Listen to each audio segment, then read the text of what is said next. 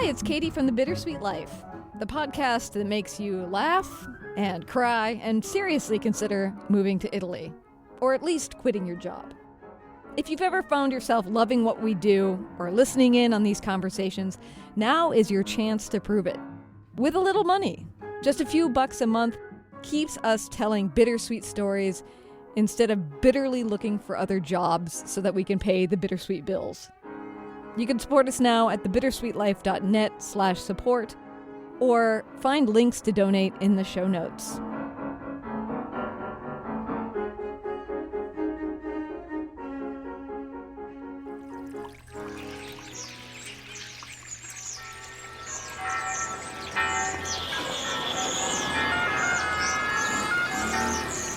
Welcome to Rome. This is The Bittersweet Life with Katie Sewell and Tiffany Parks. Hello, this is The Bittersweet Life. I'm Katie Sewell. I'm Tiffany Parks. Tiffany in Rome, Katie in Seattle. And today we are going to talk about hard things that become easy over time. And I thought about doing this topic for multiple reasons, but one of them is if you follow us on Instagram, and if you don't, please do, the Bittersweet Life podcast. Just look for us.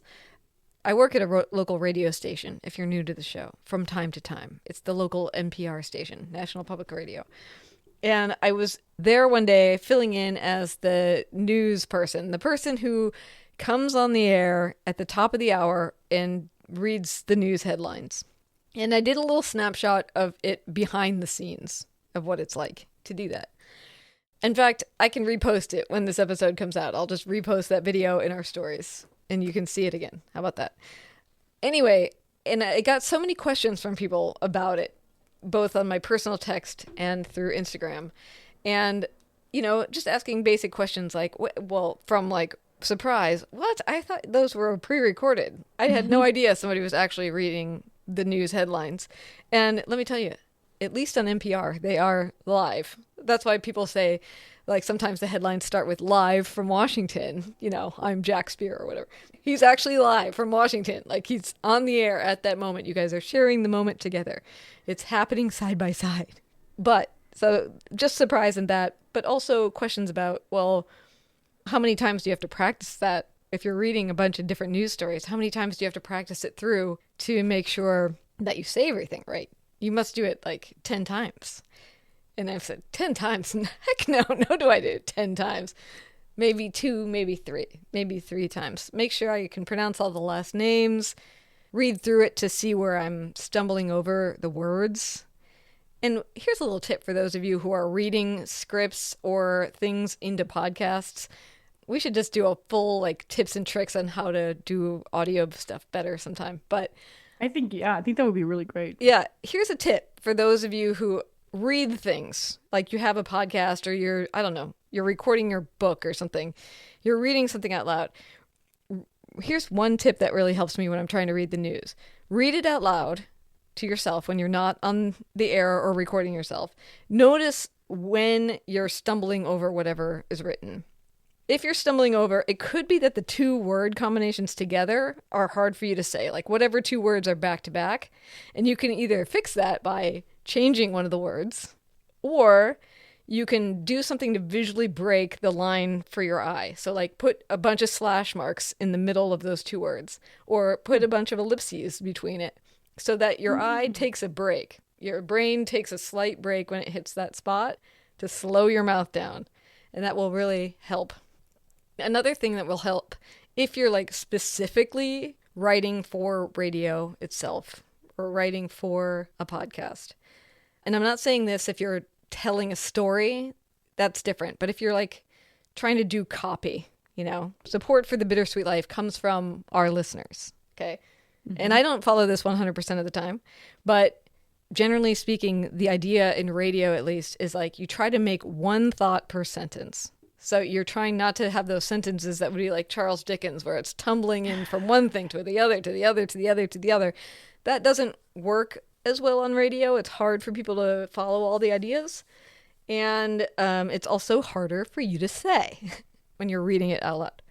Anyway, so all of these questions, and maybe I'll do more on that. Maybe I'll put more up on social media about that. But all this made me realize that what has become relatively easy for me used to be very, very hard. And not only hard, extremely intimidating. Like, here's another wrinkle. When I'm doing the news headlines at the top of the hour, I'm speaking for 2 minutes. 2 minutes exactly. 04 to 06, that's it. That's what you've got. You're live. You're on the air. Okay? You can't go to 0610. Otherwise, you're throwing... I mean, you technically could, but then you're like, you're mucking up the works. You're either talking when somebody else is talking. You're interrupted by something. This is your 2 minutes. And so part of the skill is like talking while also keeping your eye on a clock and making the edits in the moment. So if the clock is... I'm like, oh, clearly it's 5:31. Let's say I have 30 seconds left and I'm running out of time and I still have all this stuff to say. Oh, I gosh. either have to edit it on the fly, Oof. start cutting lines, or I need to speed up how fast I'm talking. So I might be like, marchers in Seattle this weekend marched in the No Kings March. It was the largest, and then I would start speeding up. It was the largest march that ever happened in Seattle for as long as its history since 1965. I might have to do something like that. I don't know if that's true, by the way. I don't think it's since 1965. I just made that up. But or if I have 30 seconds left and I only have 4 lines left to say, I might be saying, today on The Bittersweet Life, we're going to talk about hard things that were once easy, or sorry, opposite, easy things. Easy things that were once hard. Okay. For the news, I'm Katie Sewell. I got it. Yeah, so you're It's definitely a skill. It's definitely a skill. all while trying to sound normal. Like, none of that, my fast and my slow in that example didn't sound normal, but my goal would be to sound normal. But anyway, this is something that obviously I had to learn. And this is something that some people can never learn. Like, I tried to train a guy once to do this, and, he just couldn't do it. Like, I would put him downstairs and have him tape himself and be like, okay, you got to get this in exactly a minute. You have a minute. You can play music if you want. You don't even have to talk for the whole minute. Just fill the minute. Just make sure it finishes at a minute. And for whatever reason, it could not be done. So, it is something you learn. But the larger topic is, I can remember so vividly the first few times I was ever on the air. And not in this capacity, but like, I can remember I was just being brought into the studio. There were no time limits. And I was just there with a microphone that was about to become what we call a hot microphone, which means it's on, so don't start swearing. And my heart was just like pounding, it was like full, like, like that first, if you've ever been in a play or you've ever had to give a speech at work or anything like that, it's like that feeling where you're like, oh my gosh, I can hardly stand it. Like, I hope I keep my stuff together. And I can remember that so vividly. So the fact that now I can do it without, I'll be joking around with the sound engineer prior and he'll be like, 10 seconds or whatever. I don't know. I guess my larger thing that I wanted to talk about is that we have this notion of like things that we can and cannot do, and I think that if you had asked me when I was sitting there behind the mic, being like, okay, terrified, but also excited. Like, I really wanted to be an on-air personality, so I was willing to put myself through the pain and agony of being afraid to be on the air. Like, I wanted that. I wanted it badly, bad enough to push through it. But if you had asked me then, not only will you one day be able to talk on this longer form radio format, but you're going to be able to speak to the exact minute of something. Like, I don't know. I mean, I would have felt like, how in the world am I going to learn to do that?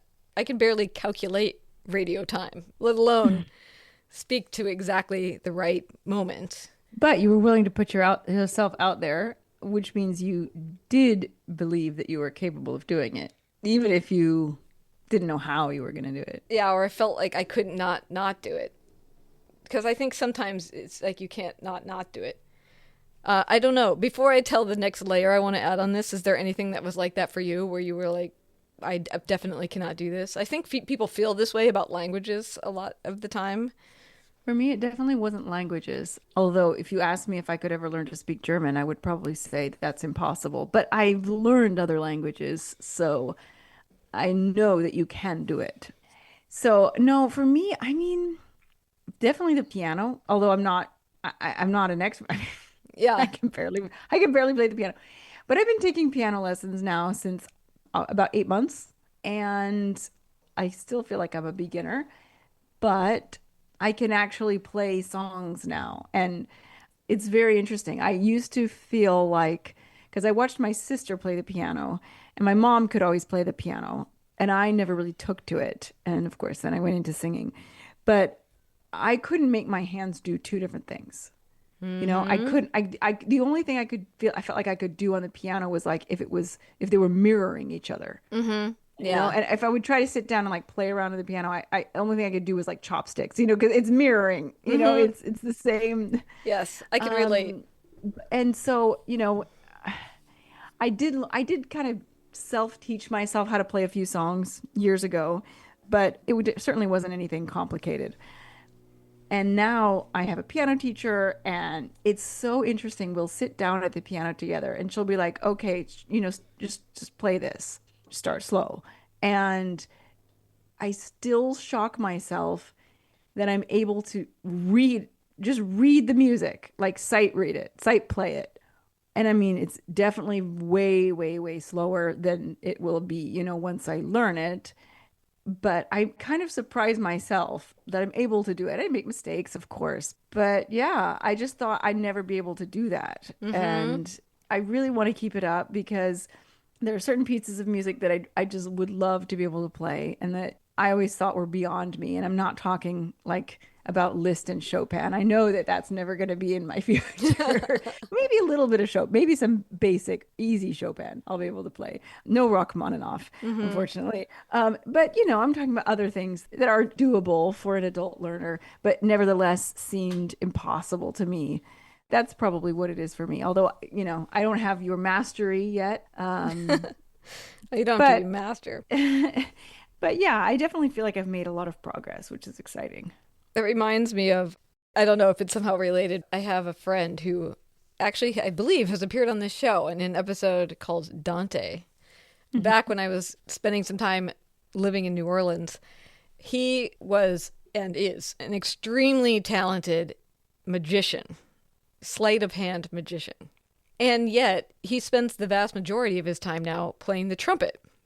And I had asked him about that. I'm like, how in the world, like, did you decide to take up the trumpet? Like, you know, it's kind of like you starting to play the piano, you know, now. And sometimes you're like, well, if I really wanted to achieve anything, I would have had to start playing the piano when I was a kid, you know. And Hmm. he said, well, you know, the first thing I did was recognize I was never going to be Dizzy Gillespie or like, Hmm. you know, Louis Armstrong. I was just going to try to play it as proficiently as I personally could, what I could do. And he goes, and then I Hmm. took the pressure off. Like, you're not going to become a master at this. Hmm. So who cares?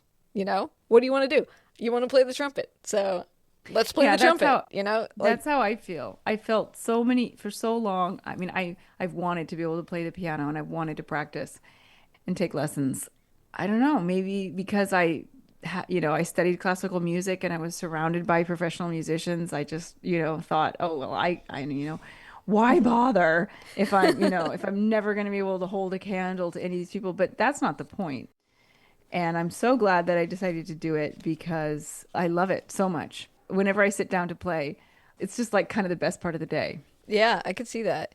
Well, so I mean, it's kind of the same thing. Like one thing I would say that I always believed, and this is what I want to get into the larger idea I want to throw on the fire here is that well, if you listen to last week's episode, we talked a lot about brain science and the fact Hmm. that a vision board doesn't work and why. And as I mentioned, I've been reading this book, Sharp 14 Simple Ways to Improve Your Life with Brain Science by Therese Huston. And one of the chapters is about making fewer mistakes.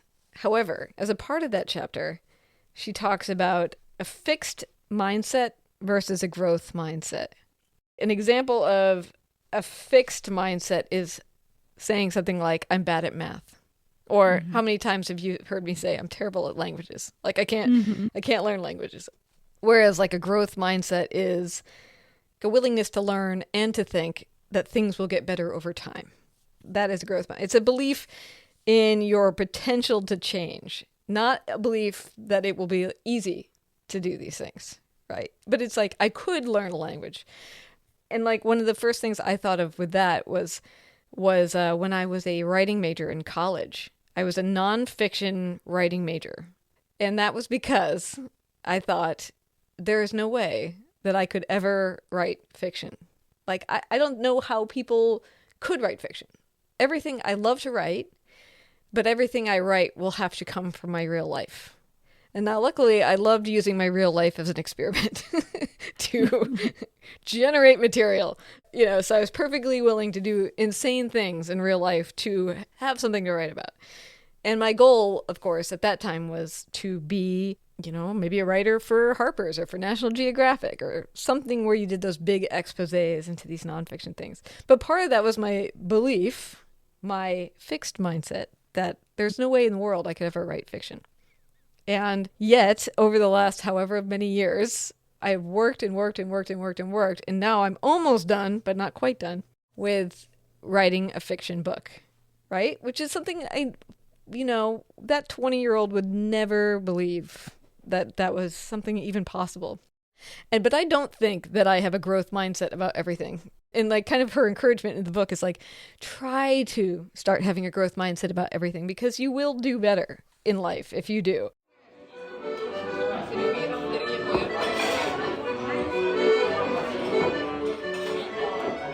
You should come to Rome with us this October from the 5th to the 11th, 2025. It's a trip we've done for the last 2 years, and it's been amazing both times. But you don't have to take my word for it. Why not hear from a few people who have been on the tour? Maybe they'll help you decide. It was just one of the best weeks I can recall. It was a week of education and pleasure, of course. Tiffany, extraordinary guide, knowledgeable. Oh my God, it's unbelievable what you keep in that brain of yours. And then Katie always does such a wonderful job of things. So yeah, I don't know what else to say. It was just a great week. This was really an amazing week. I really feel like we got to see so many things that most tourists probably don't see in Rome. All the little secret places, so much history, and just so much depth of knowledge. Our hosts, Tiffany and Katie, are really amazing, and their knowledge of Rome is amazing. And even beyond the tours, we got a whole booklet of great places to eat, great places to see, walking tours. It was such a fantastic trip, and I'm just so glad I came. I came on this trip not knowing what to expect at all. It's exceeded my expectations by a million miles. It took me by surprise about how emotional and how fun it was. And I met such a group of lovely people, and we had a great time all together, and I highly, highly recommend doing this trip. I've had the most special week here in Rome, and I really think it is very attributable to Tiffany and Katie. I think the magic of this trip was the fact that you had the two women who are just fantastic at what they do. We have Katie, who I like to think of as the glue, right? She brings this thing together. She's also the oil. Like, she's the one that makes no friction, right? Things flowed smoothly. She was able to make sure everything happened in a flawless manner. And her partner here, Tiffany, is just magnificent at weaving a story. So not only does she talk about the dates and the people and the painters and the different talented artists that are here in Rome, she's able to give you a story around them and really evokes real images of what that situation was like, how those people created those things, in what years, and what things were going on in those times. So I think it was quite the magical week. If you want more information, reach out bittersweetlifepodcast@gmail.com or visit our website, thebittersweetlife.net.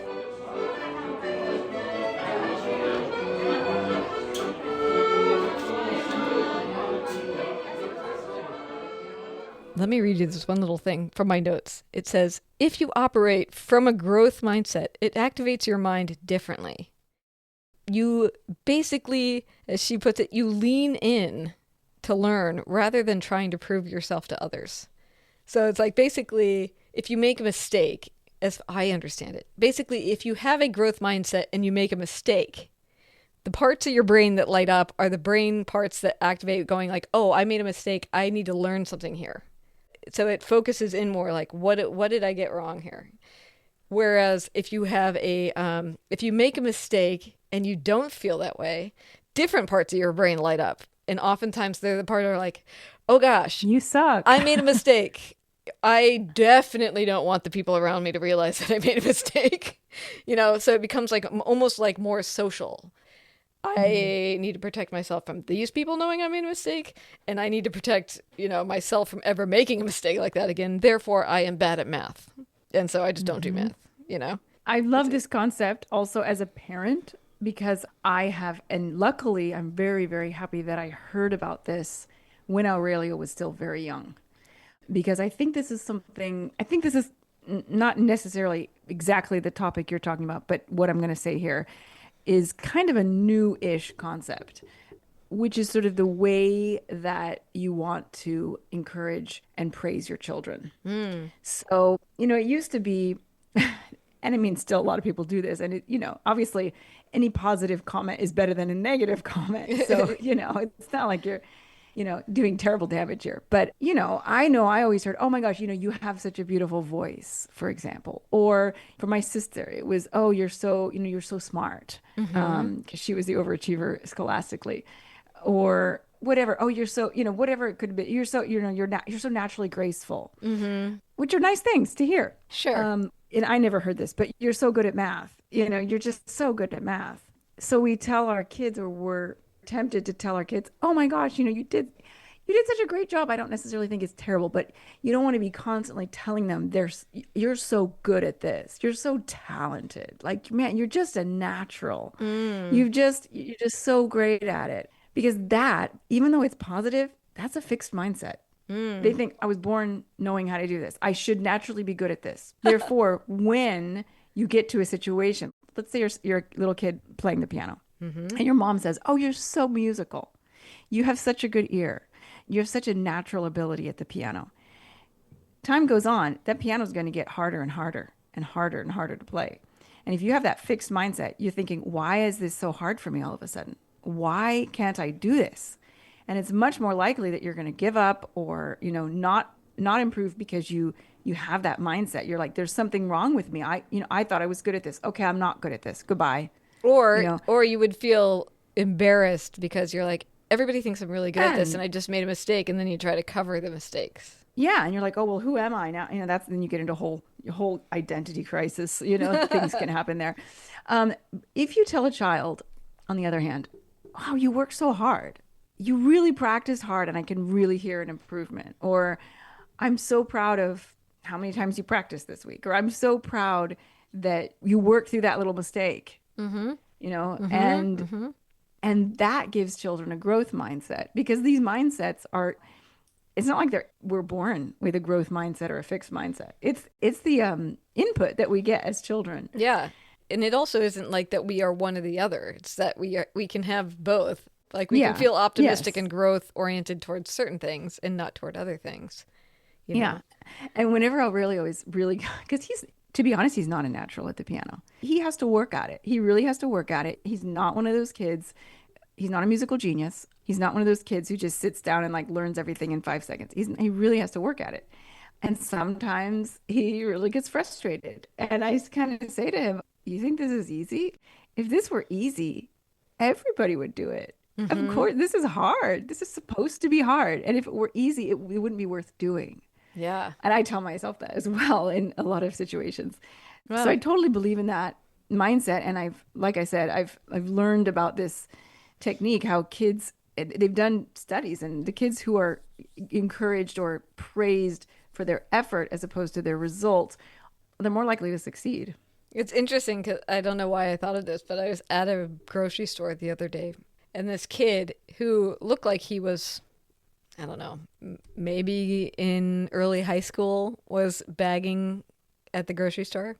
And he was talking to another kid who was just there with his parents while he's bagging my stuff. He's back talking to this other kid. They're getting to know each other. Oh, you going to high school next year? I'll see you there, or whatever.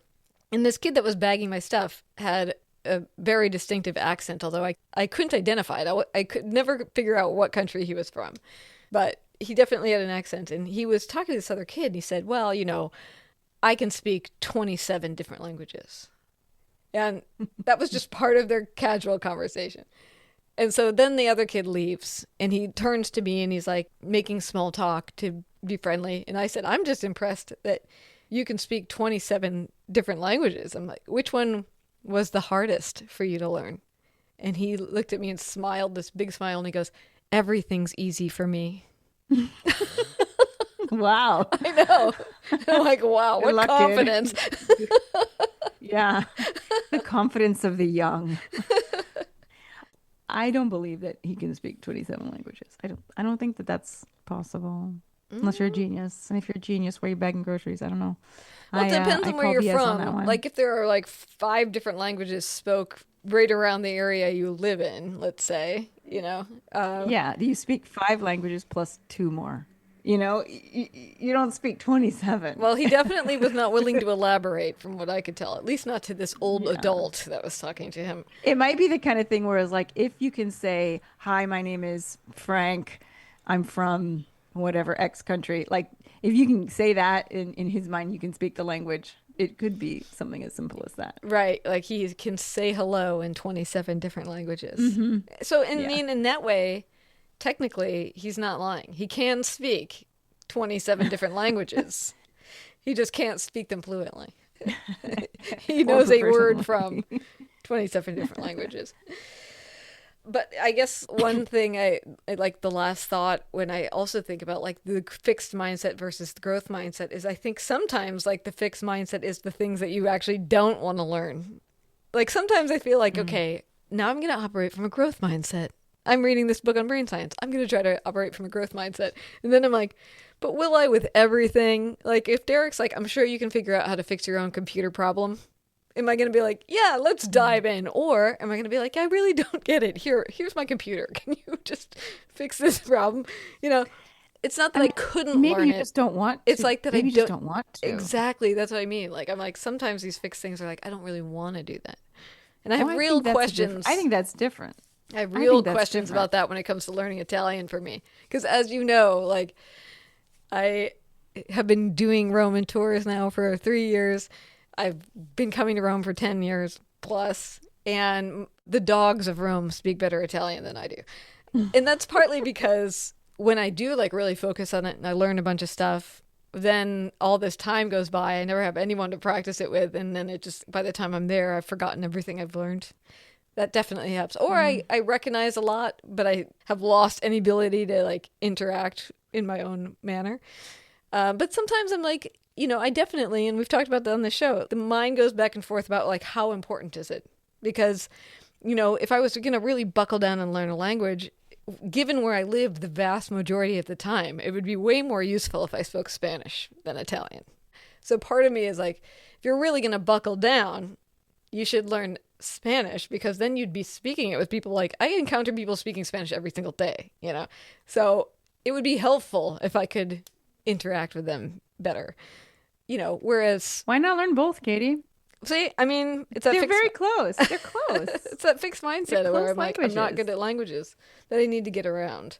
But then I you also need to get around that, because I think that unlike fixing a computer, which is just I mean, boring no, total, to us. it's a useful skill. But if your husband is very good at it, I mean, you might as well let him do it, right? Mm-hmm. If it's not something that like you always dreamed of doing, So with the Italian, though, I think if we continue to do this trip every year, which we may, or we may start doing other trips at other parts of it, who knows what the future will holds for us. True. I think it would make your time in Italy when you come much richer and more rewarding.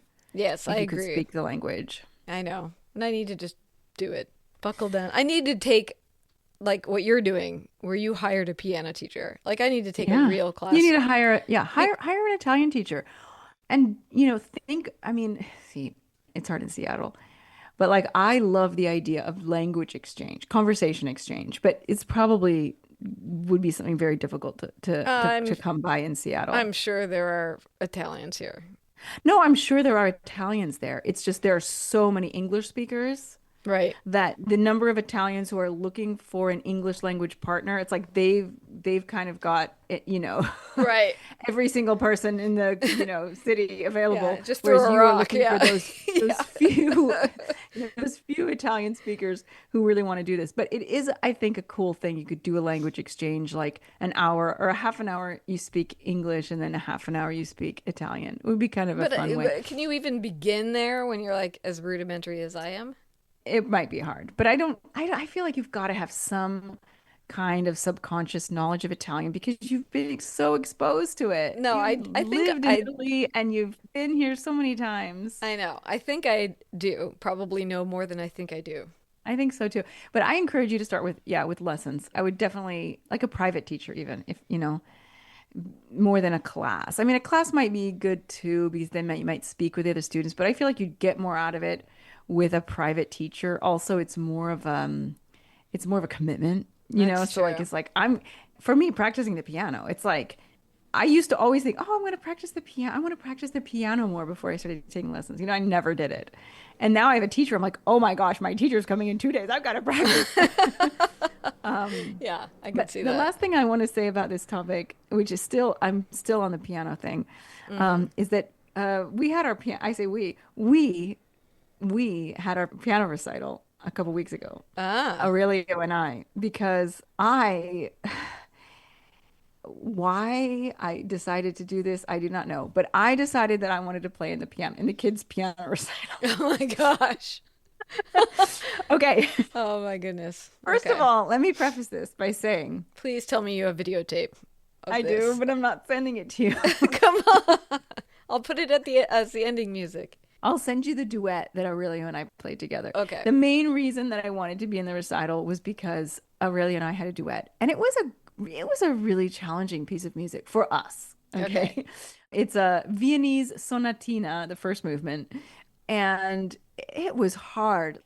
We practiced so much, and I think I had these visions of us like delightfully, just joyously playing the piano together like, mother and son musicians. Uh-huh. The truth is, it was almost always like me forcing him and him like begrudgingly sitting down to play. And then I would have to like really pay attention to him because he is prone to skipping rests or playing a quarter note when it's actually a half note. And so I'm playing the left part, right? I'm playing the lower notes. And so like sometimes I have to like speed up or slow down to stay with him. So it's actually extra challenging for me. And that causes me to make more mistakes. And if I make a mistake, he gets mad at me.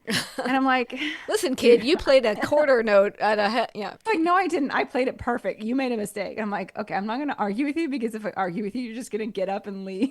And I want you to sit and play. Right. So it was a huge challenge to learn that duet. And we did it and we pulled it off and we nailed it. We made a couple small little minor mistakes, but it was good. But so first of all, I should preface this by also saying that last year at the piano recital, there was a grown-up playing. And there are two teachers, they're friends, my teacher and then her friend, probably from conservatory, who's also a piano teacher. So they do it together, because that way they split the cost of the renting the hall and everything. And his students are a bit older teens. And she's got the young from like 5 up to, I think Aurelio is the oldest student right now. Okay. Well, no, I'm technically the oldest. But in the kid category, he's the No, old. she actually has started teaching 2 grandmas. Oh. Just this past year, she's like, "That's so funny that you want to take lessons because there are two of my little girls' grandmas are wanting to take." But of course, they refused to play in the recital because they didn't have the guts. Um, no, but anyway, last year, the male teacher, he had a young woman, adult woman as a student, and it was her first year playing the piano. And she also had a little baby, which makes it even more impressive. And she was really good. She played something pretty, simple, not really classical music, more like Disney. And I thought if she can play, if she can take lessons and be in a recital, I could take, not that that was my motivation, but I can take lessons too. Like I'm not too old. So that was one of the reasons that was kind of my inspiration. That woman who she doesn't take, I guess she's not doing it anymore, but she was my inspiration last year to start taking lessons. And so that's why I was like, I could be in the recital. This guy's going to have some older students. Like, I won't be the only old person. Plus, I'm playing a duet. So the way that the recital is laid out, she always has the very, very earliest students who are like just starting out and progressively getting to the students who are more advanced. And then his students play last. So I was the last of her students, even though I haven't been playing as long as Aurelio, nearly, not even close. But because I have a music background and because I practice a ton, I guess I've earned that spot on the roster. I mean, I was fine with it when she was like, "Are you going to be in the recital?" I was like, "Of course." I'm like, "I'm a performer. What do you think?" The day of the thing, though, Katie, I was so nervous. When you were talking at the beginning of this episode about how you felt when you were sitting down to record your first news bulletin, I felt like that and more. I felt exactly like that. I was sitting there with a knot of nerves in my stomach, and I said to myself, what in the world can put into my head this idea that I was going to play in this recital? What in the world made me do this? And she's got a lot of students, so there were several different songs, and I'm looking at the program, and we're getting closer and closer, and I'm almost like counting the songs until it's my turn. Plus, I'm nervous for Aurelio because when you're a mom and your kid's playing, you're always you got a certain amount of nervousness for your kid, but the nervousness for myself was like it blew my nervousness for Aurelio out of the water. Like, plus he has no stage fright, zero. He gets up there and I'm like, you didn't look nervous at all. He's like, no, I just pretended I was at home. Okay. That's good. I don't know how you do that, but good for you. Yeah, and it's worse when you're the last one to go, too, because then the whole recital, you're like, oh my gosh, I'm still coming up, I'm coming up, I'm coming up. The whole time, I was just in misery the entire time. I could not enjoy it. And right before the end, I said to myself, what if I just don't do it? What if I just tell her, like, I'll play the duet with Aurelio, but I'm not going to play those two songs. Because one of them was very hard for me, and I hadn't been playing it really long enough to get to the point where I was confident with it. And I mean, I was literally turning this thought over in my mind, and I was like, no, Tiffany, you went this far. You got to carry it through. You made this decision. You got to do it. You made your bed. You got to sleep in it. There's no turn. I thought about that Disney ride at the haunted house where they say there's no turning back now. Yeah. And I was like, there's no turning back now, Tiffany. You got to do it. And the truth is, I didn't play as well as I hoped. The duet was great, but my two songs were, I was very nervous, very, very nervous. And I made a mistake in the song that I thought was easier because I was just so frazzled. And it's okay. I went on, and pretty much every single person, even the teenagers who were amazing, made mistakes. And, what I took away from that was like, I'm so glad that I put myself out there. Would I have preferred that it went better? Yes. Would I have preferred that, my mother-in-law didn't hear me make mistakes or whatever? My neighbor whose daughter takes lessons with the same teacher. Would I have loved to be able to impress people? Yes. But the truth is, what I did do was also, for me, impressive. That I was like, I'm going to put myself out there. I'm so nervous. I'm such a beginner, but I'm going to do this anyway. And so I think that is part of this whole growth mindset. Yeah. I can do this, and I might not be perfect. That's okay.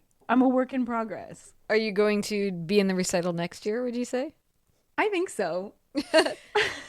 Well, the last thing I can tell you from brain science about this is that your brain, according to science, is at its optimal learning point when you're getting 85% of the things correct and 15% of the things wrong. That's often when your brain is like the most laser focused on learning. I think of it as almost like the brain is trying to solve the problem of the 15%, like it's got a lot, but it's missing that one part. Maybe you were just at your optimal learning point. Maybe. Yeah. I'd prefer to learn in the practice room, not on stage. It's not in front of all your friends and neighbors. Yeah. All right. Well, we will leave it there. And until next time, this is The Bittersweet Life. I'm Katie Sewell.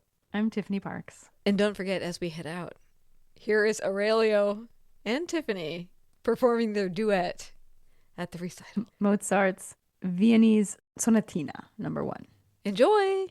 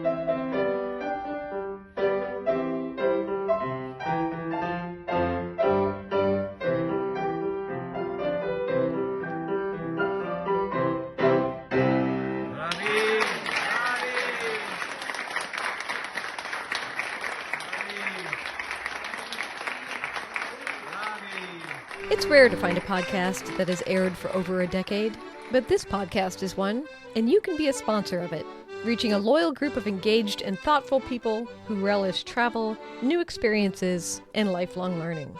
Get the conversation started by visiting the support tab at thebittersweetlife.net.